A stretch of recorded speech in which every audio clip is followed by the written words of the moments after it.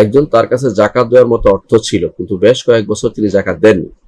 তিনি মারা যাওয়ার পর এখন পরিবার থেকে জাকাত দিতে চাচ্ছে। এখন আগের হিসাবগুলো কিভাবে করবে?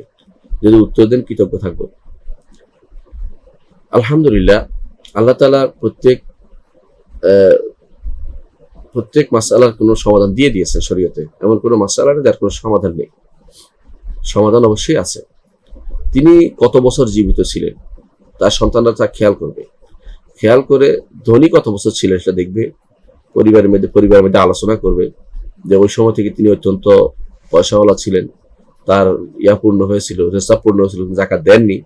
সে তারপর থেকে হিসাব করে যত বছর আছে অত বছর হিসাব করে তিনি জাকাত দিয়ে দিবেন। এখন কিভাবে করবেন সেটা হচ্ছে ধরে নেবেন, সর্বোচ্চটা ধরে নেবেন যে এত টাকা থাকতে পারে। কারণ মানুষরা আলহামদুলিল্লাহ জমি থাকলেও বুঝে, বিভিন্ন জিনিস থাকলেও বুঝতে পারে কতটুকু হতে পারে। হিসাব করবেন যে ধরেন তার ব্যবসা বাবদ এত, এই ওসর বাবদ এত, স্বর্ণ বাবদ এত, রৌপ্য বাবদ এত, অথবা তার গবাদি পশু বাবদ এত, এভাবে হিসাব করে করে একটা ক্যালকুলেশন করবেন। করে যত বছর আছে অত বছরের জাকাত তারা দিয়ে দিবেন। তাদের পিতাকে এর মাধ্যমে গুনাহ থেকে মুক্ত করতে তারা পারবেন ইনশাআল্লাহ। কারণ এটা দাইন, এই দাইন আদায় হয়ে গেলে ইনশাআল্লাহ জায়েজ হবে। ইনশাআল্লাহ সে জায়েজ আছে, কারণ রাসূলুল্লাহ সাল্লাল্লাহু আলাইহি হাদিসে আসছে ফাদাইনুল্লাহি আহqqu বিল কাদা, আল্লাহর ঋণটা পরিশোধ করা আরো বেশি গুরুত্বপূর্ণ। তো মানুষের ঋণ যেমন দিতে হবে, আল্লাহর ঋণ দিতে হবে।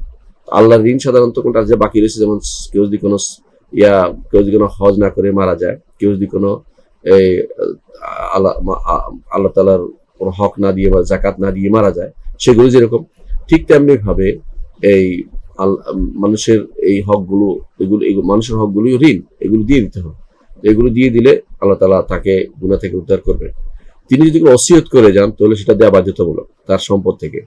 আর যদি ওসিয়ত করে না যান, সন্তানরা যদি কোনো না দেয়, সন্তানরা বাবার প্রতি ভালো ব্যবহার করলো না, কিন্তু এর জন্য তারা পাকড়াও হবে না। কারণ আল্লাহ তাআলা একজনের দোষ দিয়ে আরেকজনকে কোনোদিন পাকড়াও করেন না। কিন্তু সন্তানদের উচিত পিতামাতার প্রতি ভালো ব্যবহার করা। সন্তানের দরদেই সাধারণত তারা জাকাত দেয় নাই, সন্তানকে প্রোভাইড করার চিন্তা ভাবনা করে তারা সাধারণত জাকাত দেয় না। তাদেরকে বিপদে ফেলে রাখে। বর্তমানে যারা কবরে আছে আর সবচেয়ে বেশি বিপদে আছে, এই বিপদে তাদেরকে না ফেলে না রেখে তাদেরকে অবশ্যই বিপদ থেকে উদ্ধার করার জন্য তারা উচিত আল্লাহর হক, বান্দার হক যথাযথভাবে পৌঁছে দেয়া, এবং সেভাবে হিসাব করবে। তারা যতটুকু হিসাব হয় তার চেয়ে একটু বেশি ধরবে, প্রত্যেকটাতে একটু বেশি ধরে, এহতিয়াত করে, সাবধানতা অবলম্বন করে বেশি ধরে সেটা জাকাত আদায় করবে। আশা করি এর মাধ্যমে জাকাত দিতে পারবে এবং সে ব্যক্তি কবর আযাব থেকে মুক্তি পেতে পারে।